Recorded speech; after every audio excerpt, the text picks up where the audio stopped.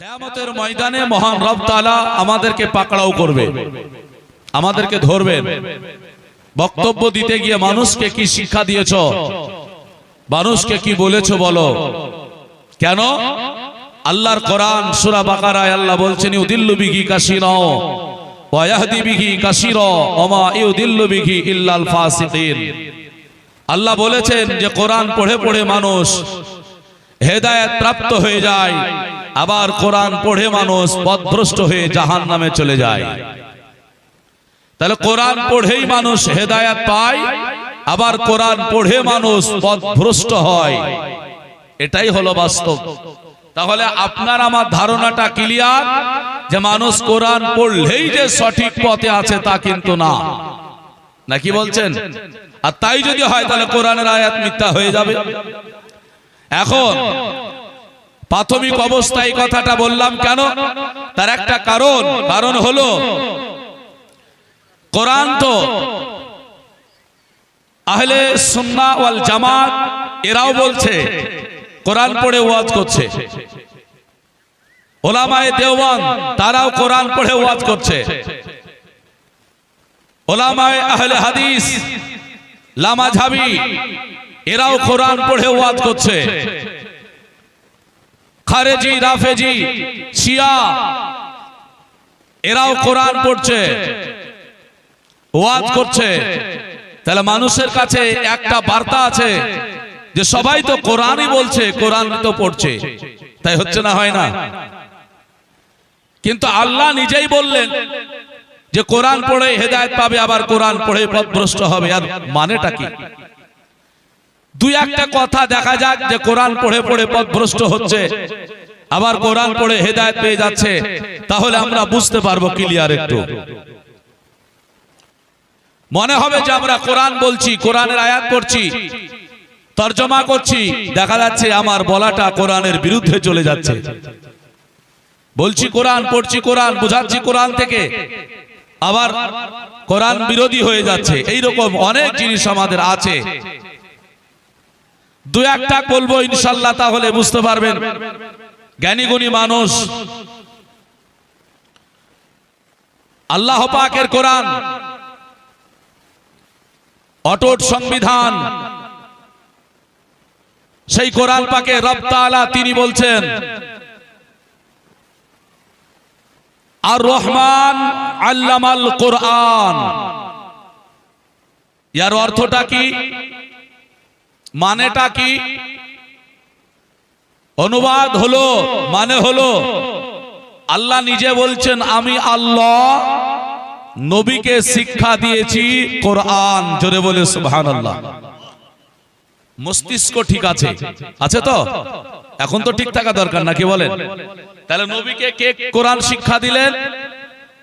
আল্লাহ।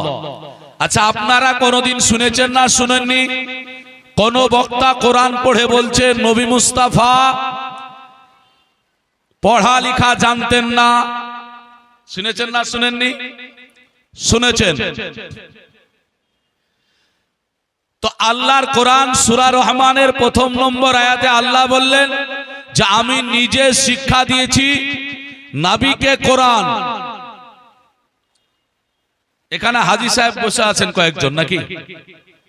ভালো করে বুঝবেন। আমি আলেম, সভাপতি সাহেব আলেম, মাস্টার থাকতে পারে, ডাক্তার থাকতে পারে, স্টুডেন্ট থাকতে পারে। আচ্ছা, হজ করে আসার পরে, আলেম হয়ে আসার পরে আমাকে বা আলেমকে কোনদিন তালবে ইলম বলে? বলে?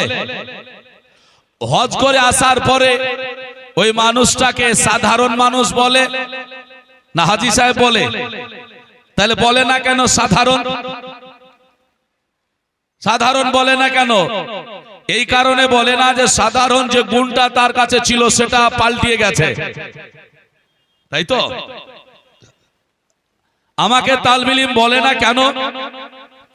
এই কারণে বলে না যে আমি তালবে ইলমের জামানা শেষ করে আলিমের জামানায় আলিমের জায়গায় এসেছি। তাহলে আমার তালবে ইলম জামানা, তালবে ইলমের সময়টা, কালটা কেটে গেছে। তা নবী আমার একটা সময় পড়তে জানতেন না, আমি মেনে নিলাম। তো আল্লাহ যখন কোরআন দিলেন, আর রহমান আল্লামাল কোরআন, আমি আল্লাহ নবীকে শিক্ষা দিয়েছি কোরআন, তো আল্লাহ বলে দিলেন এর পরে আর বলা যাবে নবী পড়তে জানেন না? আর বলা যাবে? জানি কিছুক্ষণ সময় নবী আমার জানতেন না, কিন্তু কোরআনের আয়াত যখন চলে আসলো, আল্লাহ দেখলেন নবীর শানের ঘাটতি হয়ে যাচ্ছে, মানুষ নবীকে সম্মানের হানি করছে, আল্লাহ পাক এই আয়াত দিয়ে বুঝিয়ে দিলেন যে আমার নবী মুস্তাফাকে আমি নিজেই শিক্ষা দিয়ে দিয়েছি। জোরে বলে সুবহানাল্লাহ। এখন যদি যত বড় স্কলার হোক, আর সে যদি বলে নবী পড়তে জানে না, তার কথা মানবো না কোরআনের কথা মানবো? ভালো করে বুঝুন, কোরআনের কথা মানবো। তাহলে পড়ার ক্ষেত্রে নবী জানতেন, এতে কোনো সন্দেহ রইল না। এবার নবীর জানা, মায়ের পেটে কি বাচ্চা আছে নবী আমার জানে না, কবরে কি হবে নবী আমার জানে না। অনেকে বলে এ জ্ঞান নবী ছিল না। আল্লাহ পাক রব তাআলা তিনি কি বলছেন জানেন? মহান রব্বুল আলামিন কোরআনে বললেন ওয়া আল্লামাকা মা লাম তাকুনু তাআলাম। আল্লাহ বলেন হাবিব, আপনি যাহা কিছু জানতেন না, আপনার যেটা শিখতে বাকি ছিল, আমি আল্লাহ সে সমস্ত জিনিস শিক্ষা দান করে দিলাম। একটু জোরে বলা যাবে না? নবীর কিছু মুহূর্ত, কিছু সময় যদি নবীর জানতে বাকি ছিল, তো আল্লাহ কি বললেন? আপনাকে আমি সব শিখিয়ে দিলাম। কোন স্কলার যদি বলে, কোন ডক্টর যদি বলে, কোন মাস্টার যদি বলে, কোন প্রফেসর যদি বলে, কোন মুফতি যদি বলে, কোন মুহাদ্দিস যদি বলে নবী আমার এই জ্ঞানটা ছিল না, এটা জানতো না, ওটা জানতো না, এর কথা মানবো না কোরআনের কথা মানবো? কোরআনের কথা মানবো। তাহলে কোরআন যখন বললো যে আমার নবীকে আমি সব শিখিয়ে দিয়েছি, নবীর আর কোনো জিনিস শিখতে বাকি নেই, তাহলে আমার প্রশ্ন হলো, এখন যদি কেউ বলে যে নবী আমার লেখাপড়া জানতেন না, নবী আমার এটা জানতেন না, ওটা জানতেন না, মানা যাবে না? যেহেতু কোরআনের দুটো আয়াত দিয়েছি, ফালতু কথা আমি বলি না। কোরআন পড়ে পথভ্রষ্ট, দেখেন একেই বলে, অথচ কোরআন পড়ে পড়েই মনে হবে যে কোরআন পড়ে পড়েই মনে হয় বক্তব্য দিচ্ছে, কিন্তু আসলে কোরআন না। এক নাম্বার দুই, আল্লাহ পাক রব তাআলা কোরআন পাকে সূরা দোহাতে বলেছেন ওয়াওয়াদুআল্লান ফাহাদা। আল্লাহ পাক আমার নবীকে বলেছেন, অর্থ নেয় নবীকে আল্লাহ পথভ্রষ্ট পেয়েছিলেন, আল্লাহ পাক পথে ফিরে এনেছেন। একটু জোরে বলি নাউযুবিল্লাহ। নবী কোনদিন পথভ্রষ্ট ছিলেন? হ্যাঁ, ওলামায়ে দেওবন্দের এবং আহলে হাদিসের আকীদা হলো নবী পথভ্রষ্ট ছিলেন, নবীকে পথে ফিরে আনা হয়েছে। নাউযুবিল্লাহ মিন যালিক। যে নবী আমার পথ দেখালেন, ওই নবীকে বলছেন যে নবী নিজেই পথভ্রষ্ট ছিলেন। ওদের কোরআনের তরজমা খুলুন, পাবেন সূরা দোহাতে। এর জন্য আমরা ক্লিয়ার যে আহলে সুন্নাত ওয়াল জামাতের মানুষ, আমাদের আকীদা স্বচ্ছ আকীদা, এতে কোন রকমের কোন নবীর না তাওহীদ আছে, না নবীর কোন গোস্তাখ আছে, না নবীর কোন বিরোধিতা আছে। যদি কিঞ্চিত পরিমাণ নবীর বিরোধিতা থাকে, তাহলে সেখান থেকেই আমরা ছেটে চলে যাই। কারণ নবী হলেন জান্নাতের দলিল। আর একবার জোরে বলে সুবহানাল্লাহ। আল্লাহর কোরআন বলছে স্পষ্ট ভাবে, কদ জাআকুম বুরহানুম মির রাব্বিকুম। আল্লাহ বলেন আমি তোমাদের নিকটে, নিশ্চয় তোমাদের নিকটে আমি আল্লাহ পাঠিয়ে দিয়েছি একটি অকাট্য দলিল। অকাট্য দলিলকে আল্লাহ বলছেন তিনি হলেন রাসূলুল্লাহ, আর তিনি হলেন জান্নাতের দলিল। তাই জান্নাত যদি পেতে হয় তো রাসূলুল্লাহর পায়রবি। নারে তাকবীর, নারে রিসালাত, ইয়া রাসূলুল্লাহ, মাসলাকে আলা হযরত, জিন্দাবাদ, উলামায়ে আহলে সুন্নাত, জিন্দাবাদ, জলসা কমিটি, জিন্দাবাদ, নারে তাকবীর, আল্লাহু আকবার, নারে রিসালাত, ইয়া রাসূলুল্লাহ। তাহলে জান্নাত পেতে হলে যেতে হবে কোথায়? রাসূলুল্লাহর কাছে। প্রশ্ন হবে হযরত নবীকে পাবো কোথায়? কোথায় নবী আছে? কারণ অনেকেই বলে নবী পাক আলাইহিস সালাম তো এখানে নেই। আসলেও তো গোটা বেনিদাসপুর খুঁজলে নবী পাওয়া যাবে? পাওয়া যাবে? বেনিদাসপুরে নবী পাওয়া যাবে না। ভারতবর্ষ খোঁজ করুন, আল্লাহর নবীকে কি পাওয়া যাবে? গ্রামে গ্রামে গলিতে গলিতে নবী খুঁজলে পাওয়া যাবে? পাওয়া যাবে না। বাংলাদেশে খোঁজ করলেও পাওয়া যাবে না, পাকিস্তানে খোঁজ করলেও পাওয়া যাবে না। মক্কা শরীফের মধ্যে যদি গলি গলি খোঁজ করা যায়, নবী খুঁজবো পাওয়া যাবে? পাওয়া যাবে না। আপনি বলবেন হযরত আল্লাহ পাক আল্লাহ তাআলা আমার নবী পাক আলাইহিস সালামকে এত শান দিলেন, মান দিলেন, নবী হলেন জান্নাতের দলিল, তাহলে আমার নবীকে কোথায় পাবো? আল্লাহ পাক রব তাআলা তিনি জানিয়ে দিয়েছেন, শোনো, কোন গলিতে খুঁজতে হবে না, কোন দেশে যেতে হবে না, কোন রাষ্ট্রে যেতে হবে না, কোন জায়গায় তোমাকে নবীকে খুঁজতে হবে না। কারণ আমি আল্লাহ প্রত্যেকটা মানুষের মধ্যে একটা দিল দিয়েছি, প্রত্যেকটা মানুষের মধ্যে আমি আল্লাহ কালব দিয়েছি, প্রত্যেকটা মানুষের মধ্যে আমি আল্লাহ রাব্বুল আলামিন জায়গা দিয়েছি, ওই জায়গাটার নাম হলো কলব। আল্লাহ কোরআন পাকের মধ্যে বলেন, আল্লাহ তাবারাক ওয়া তাআলা কোরআন শরীফ 22 পারা সূরা জাবের 6 নম্বর আয়াতে বললেন, আন-নাবিয়্যু আওলা বিল মুমিনিনা মিন আনফুসিহিম। আমার আল্লাহ বলছেন, হাবিব আপনাকে প্রত্যেকটা মুমিন মুসলমানের কলবে আমি আল্লাহ স্থান দান করেছি। নবী খুঁজতে যদি হয়, নিজের কলবে আমার রাসূলুল্লাহ সাল্লাল্লাহু তাআলা আলাইহি ওয়াসাল্লামকে খোঁজ করে নিন। আল্লাহর নবীকে যদি নিজে আপনি কলবে খোঁজ করেন, তাহলে নবীকে পাওয়া যাবে। আর কলবে যদি খোঁজ না করেন, তাহলে পারে পাওয়া যাবে না। বোঝা এটাই গেল যে নবী পাক আলাইহিস সালামকে আমার আল্লাহ কোরআনে শিক্ষা দিয়েছেন, প্রত্যেকটা মুমিন মুসলমানের কলবের চাইতেও নিকটে আমার রাসূলুল্লাহ। একটু জোরে বলা যাবে না? লাইনটা দেখুন। তাহলে কোথায় আছে নবী আমার? মুমিন মুসলমানের কলবে। মুমিনকে এবার মুমিন চিনতে হবে, নাকি বলেন? এবার মুমিন চিনতে হবে, মুসলমান চিনতে হবে, না হলে আর হবে না। কারণ এতক্ষণ দেশ রাষ্ট্র অলি গলি চলে গেল, নবীকে পাওয়া গেল না। আল্লাহ পাক যখন ঘোষণা দিলেন কোথাও খুঁজতে হবে না, কলবে খোঁজ করো, আর শর্ত দিলেন মুমিন মুসলমান হতে হবে। এখন তাহলে মুমিন মুসলমানকে কার কলবে আমার রাসূলুল্লাহ রয়েছে, ওই মুমিন মুসলমানকে কোন ব্যক্তি হতে পারে? নামাজ পড়লেই কি মুমিন মুসলমান হয়ে গেল? রোজা রাখলে মুমিন মুসলমান হয়ে গেল? হজ করলে কি মুমিন মুসলমান হয়ে গেল? যাকাত দিলেই কি মুমিন মুসলমান হয়ে গেল?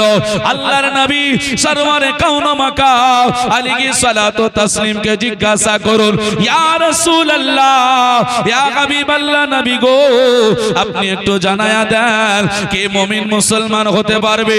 আল্লাহর হাবিব বললেন, লা ইউমিনু আহাদুকুম হাত্তা আকুনা আহাব্বা ইলাই মিন ওয়ালিদিহি ওয়া ওয়ালাদিহি ওয়ান নাসি আজমাইন।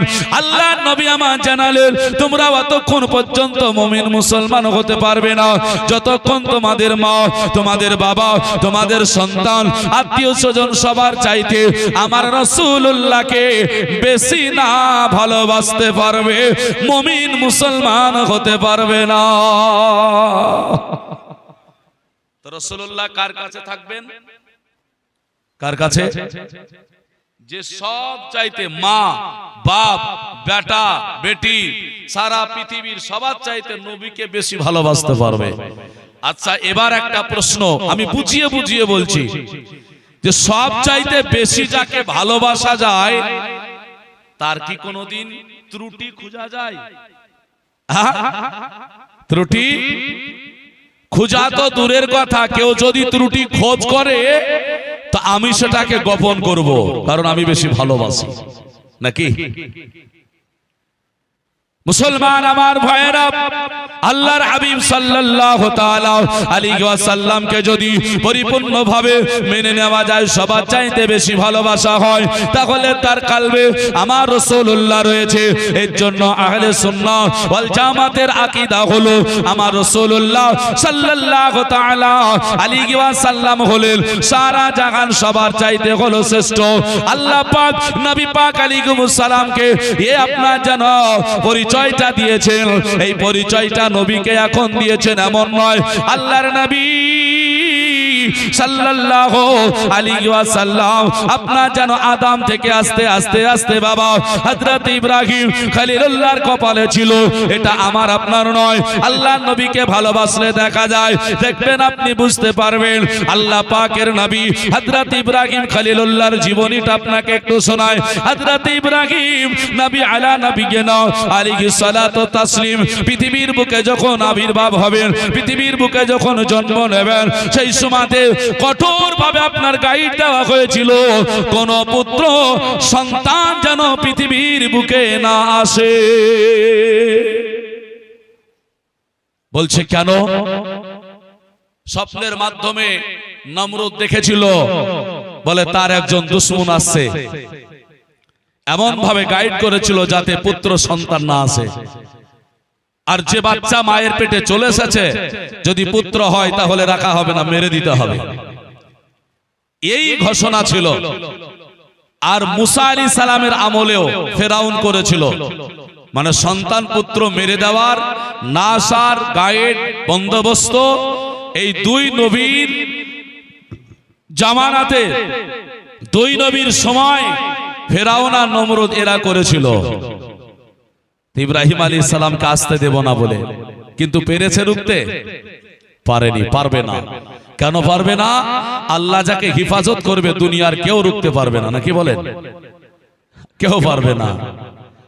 তো ইব্রাহিম আলাইহিস সালাম পৃথিবীর বুকে আসার পরে দেখছেন মানুষ সূর্যকে পূজা করে, চন্দ্রকে পূজা করে, মূর্তিকে পূজা করে, সমস্ত কিছু দেখলেন। দেখার পরে উনি একের পর এক বিরোধ করতে আরম্ভ করলেন। লম্বা কাহিনী, শুধুমাত্র ওনার বিবাহের কাহিনীটা বলবো। এমন ভাবে বিরোধ করলেন, মানুষ ওনার বিপক্ষে সব চলে গেল। এমনকি ওনার চাচা, ওনার আত্মীয় সবাই ওনার বিরুদ্ধে চলে গেল। উনি একাই এক আল্লাহর প্রতি বিশ্বাস রেখে চললেন। জোরে বলে সুবহানাল্লাহ। এটাই তো ঘটনা ঘটেছিল, নাকি বলেন? তবুও কিন্তু ছাড়েন নাই। আল্লাহর সঙ্গে যুদ্ধের ঘোষণা দিয়েছিল ফেরাউন, নমরুদ, তবুও পর্যন্ত ইব্রাহিম আলাইহিস সালাম সরে আসেননি। কেন? ইব্রাহিম আলাইহিস সালাম ছিলেন খলিল, আল্লাহ পাকের বন্ধু। জোরে বলে সুবহানাল্লাহ। তো উনি কি করতেন? পরহেজগারি ছিল ওনার মধ্যে, হালাল ছিল ওনার মধ্যে। ইব্রাহিম খলিলুল্লাহকে গুহার মধ্যে জন্ম দেওয়া হয়েছিল। ইব্রাহিম খলিলুল্লাহকে কত আঘাত করা হয়েছিল, ইব্রাহিম খলিলুল্লাহকে কত আপনার মারা হয়েছিল। ইব্রাহিম খলিলুল্লাহ আলাইহিস সালাম তবু আল্লাহ পাক রব্বে কায়নাতের কাছে ছিলেন। আল্লাহ তুমি আমাকে সাহায্য করো, তুমি আমাকে সাহায্য করো। আল্লাহ পাক ওনাকে সাহায্য করেছিলেন। তো এক এক করে করে যখন নমরুদের মৃত্যু কাল ঘটনা শুনেছেন ব্রাদার ইসলাম, উনি যখন ইন্তেকাল করে গিয়েছিলেন, তারপরে পরে আমার ইব্রাহিম আলাইহিস সালাম নওজওয়ান যখন হয়েছিলেন, ওনার বিবাহের জন্য কতই না প্রস্তাব এসেছিল, কিন্তু মহব্বত আলাদা জিনিস, স্বপ্নে দেখা আলাদা জিনিস। স্বপ্নে কাউকে যদি দেখা যায় তার মহব্বত আলাদা হয়ে যায়। ব্রাদার ইসলাম কেমন করে কে দেখেছিল, এই আলোচনাটা একটু নিয়ে যাই। ঝমঝম করে দারুদে নাজানা পেশ করি। আল্লাহুম্মা সাল্লি আলা মৌলানা মুহাম্মদ ওয়ালা আলে সাইয়্যিদিনা মুহাম্মদ সাল্লি আলা মুহাম্মাদিন মোহাম্মদ হরদম সোবা পাক নামে মোহাম্মদ হরদম সোবা আসেনে কালো শাফিয়ানা মোহাম্মদ সাল্লাল্লাহু তাআলা আলাইহি ওয়াসাল্লাম।